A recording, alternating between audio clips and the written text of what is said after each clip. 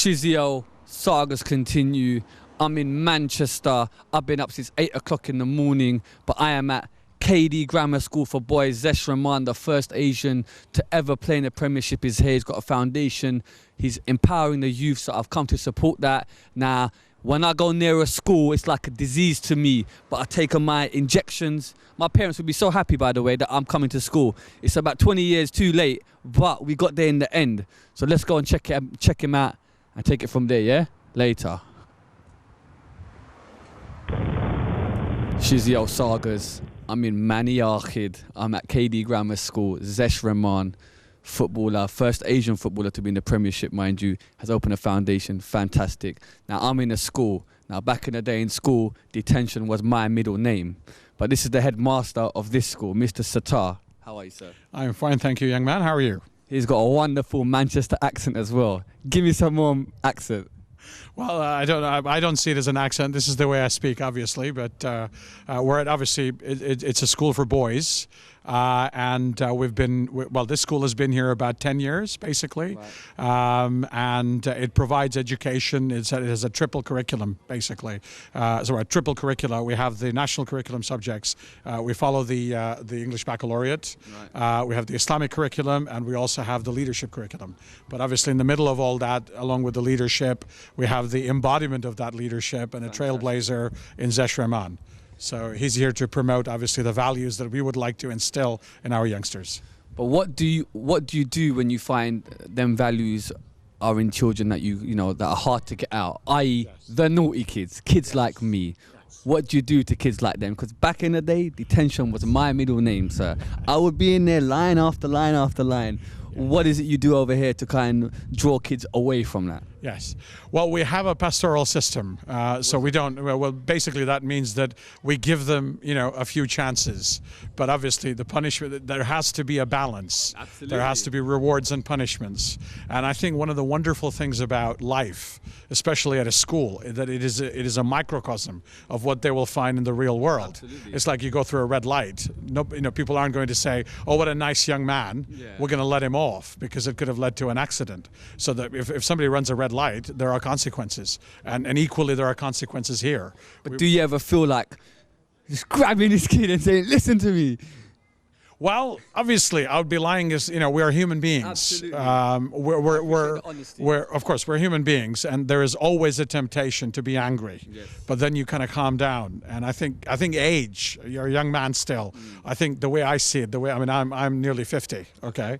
And I think what age gives me is that wonderful patience to say, okay, one day I was like that, okay? Maybe not as much as you, okay? But you're obviously making it into a celebrity thing, okay? Yeah. I think the issue is, if somebody is doing wrong, they have to be told they're doing wrong, because otherwise the world will not forgive them. There was an incident in America recently where a young chap was in a prison, and he was suing his dad. And the reason he was suing his dad was because apparently his dad was his friend. He wasn't a dad. In other words, he should have told him right and wrong, basically. Right. Okay. So he was suing his dad for being his friend. And what he should have done was tell him right and wrong. And I think equally with teachers, I'm sure we haven't heard of it yet, but as teachers, if we don't tell them what's right and what's wrong, then we are failing in our duty, basically. Mr. Sattar, basically, he seems like the most friendliest headmaster ever. I'm kind of jealous, because back in the day, I didn't have a headmaster like this. Thank you for your time, sir. We are now going to find out more about the foundation. I think it's a beautiful thing that he's got set up, so I want to thank you for inviting us. Thank you, of course. And I'll see you soon. It's cool. Nice. And if any tables are broken, it wasn't me. No, that's fine. Take care. Lovely. Thank you. Right, let's find Zesh. I'm with Irfan, who's part of the foundation. Welcome, brother. Welcome. Why don't you tell us your role and what it is you do over here? Basically, my name is Irfan Kari, and I'm the Northwest Coordinator for Zesh Rehman's Foundation, and also Head of P at the school where we're at, which is KD Grammar School for Boys. And what I'm doing is managing all the work for the foundation in the Northwest area and in Manchester. And here I've got after-school club set up, which the FA, Manchester FA, supporting us. So you can see here we've got the club here with the kids from the local primary school, and we've got the FA coach in the background and some of our sports leaders from the foundation. Do you actually play football yourself? I used to, but I've not played for about 6 years, so I don't play. Why not? Well, I wanted to be a professional footballer. That was my aim, and since that fell through, I didn't really see the point in playing anymore. Why did it fall through though? Why? I don't know. Family support wasn't there, really. Serious? You know, typical Asian thing. Yeah. That's all it was, yeah. So now it's about giving back to Yeah, youth. definitely giving something back. I mean, I feel like if I'm not playing professional football, the next best thing is coaching, teaching, being in that environment. So I'm giving something back to these kids, because when I was this age, there was role models like Zesh about and me, you know, something might have happened because the support wasn't there from the parents. I hear what you're saying. It's like a positive thing, brother, but I'm going to start and kick ball with the big man, and I'm going to show him some moves or two. So I advise you to watch that with me, yeah? Definitely. All right, brother. Look forward to it. Take care, bro. All right, let's find him, innit, later. Yeah, basically I've managed to find John. He's from the FA. What brings you here, John? The work that we're doing with the Zesh Rehman Foundation, we're fully supportive of what they're doing in the community in Manchester. Manchester FA, which I'm from, I'm the Social Inclusion Coordinator, is bringing communities together and making football inclusive for everybody. Wonderful. Now everyone's talking about FA these days, corruption and all that. How much money is in your pockets, bruv? Well, my money all goes into football. I'm funded through the Football Foundation. Good answer. Charity, so, Are you sure, yeah? absolutely. Also, everyone always tells me, sweet FA, sweet FA. What the hell does that mean? Does that mean there's some kind of bakery section there with lots of nice cakes? Like, what goes on in the FA, bruv? I want a key access. Okay, well, basically we govern and sanction all the leagues, clubs in Manchester and Greater Manchester, and basically what we do is we look after those. If they want, if they're looking for funding, we can help them find that. We look after leagues in terms of developing them and obviously sustaining what they've got as well. Fantastic. What about finding players? Because I'm a bit of a player, brother. Seriously, I'm that player, but I'm a player as well. So how do you find people as well, like talent? Like, are you here now finding talent, or you just? We're not here to. It's more of providing an opportunity for people to play. If talent's out there, great. We'll try and sustain it and obviously try and guide them in the right way. But going forward, though, it's all about just playing football, and that's the main thing. And as a local governing body, that's the most important thing. Yeah, no, fantastic. Thank you for your time, bro. I really appreciate it.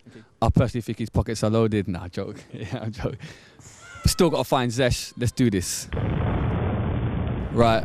I've done so much research. I managed to find him, Mr. Zesh Rehman himself. Welcome, sir. Well, how are you? I'm very well, sir. Thank you for inviting us. Can you let us know more about the foundation, how you started and what's really going on? Yeah, well, I've started the foundation because throughout my career I've been inundated with letters and emails and inquiries from kids that just want some advice and support and feedback. So I set it up just to give something back to these kids that look up to me as a role model, sort of like a responsibility to give back and try and pass on some of the experiences I've had in the game, try and help them if they want to choose to go down that route.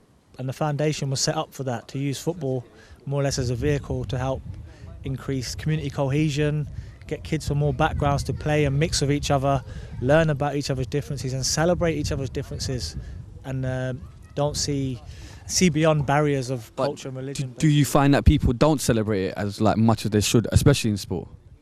I think it takes an open mind. You must adapt your mind to wherever you are and try and learn, take an interest in who you're with. Because if you're in a team and you're playing with mixed backgrounds, but you're not prepared to learn about your teammates, then your team's going to struggle. You talk about open minds, coming from where you've come from and the path that you've gone down. How many open minds have you really, discovered? Have you found that everyone's open-minded, or have you found it a lot of narrow-minded, or is it a bit of both? And how do you overcome that? Sorry. No problem. There's a bit of both. Naturally, there's going to be a lot of narrow-minded and negativity aimed at you because of whatever reason, whether it's your background or they just don't like you. But you need to overcome that by basically becoming thick-skinned and realising where it's coming from. If it's prejudice or racial abuse, it stems from ignorance and lack of education. So to overcome that, you've got to realise, actually, that shouldn't affect me. I'm still going to go and play football. I'm still going to go and pursue what I want to do because I believe in myself. I'm not going to let them put me off. But let me ask you a question. You were signed to it at 12 years old, I believe. Yes, right. How does a 12-year-old develop thick skin? You have to have a little bit of luck, because you have to have good positive role model or good positive people around you. But you have to just keep in mind the desired outcome. Basically, you have to keep in mind the goal. The goal. Keep in mind the end, because you want to be a footballer. You got to keep that in mind. And if you're getting daily challenges, you need to overcome that by keeping that in mind and making sure you're telling yourself that it's not going to affect you. You're going to overcome it. So talking to yourself in a positive way to help yourself overcome any feedback that's not quite positive. No, I totally understand now. Obviously, you're Asian. He's Asian, which is a great thing. The first Asian to be in the Premiership and achieve all these wonderful things. First of all, well done. I have to congratulate you. You know what I mean? As an Asian myself, trying to get to where I'm getting to. How much does that dwell on you now, or how much did it dwell on you then? To be fair, I've never made an issue of it myself. Other people have chosen to say, oh, he's Asian or he's this or that. I've always looked at myself as the same as everyone else, and that's helped me. That's helped me. I think I've learned to find a balance where I've embraced the Western culture, but I've not forgotten my own roots, how my ancestors got here, how I'm here, and try to keep hold of what's good about both religions and both cultures, and use that to just get along with what you want to do. Because the moment you start putting too much pressure on yourself or awareness on yourself, that's when you have problems. Well, then let me ask you then. We're in 2011, but I have to ask you the question that probably every Asian person is starting to know. Only one Asian? What's going on? Like, you know? Yeah, I've said it a million times. There's not one answer to why that is, but I think for a start, I understand, like I said before, why Asian leagues are set up. But for a start, you need to start playing in mixed leagues, because the scouts from professional clubs do not go to Asian-only leagues. So you need to play in mixed leagues and prepare yourself for some negativity. But you can overcome that by, how I said earlier, by remaining strong, remaining positive. And secondly, there's a lot being done now by the football clubs to encourage all backgrounds to come in. And I think the main reason why, it's a generation gap. Back in the 70s, there was very few black players. Fast forward 30 years, there's black players at nearly every club. So I'm convinced history repeats itself. And it's a matter of time now, because the British Asian kids now, 4th generation, they're born here to parents that are born here. Everything about them is more westernized, they're stronger, they can adapt to the climate, the weather, everything makes it easier for them. So I'm sure it's not a million miles away now.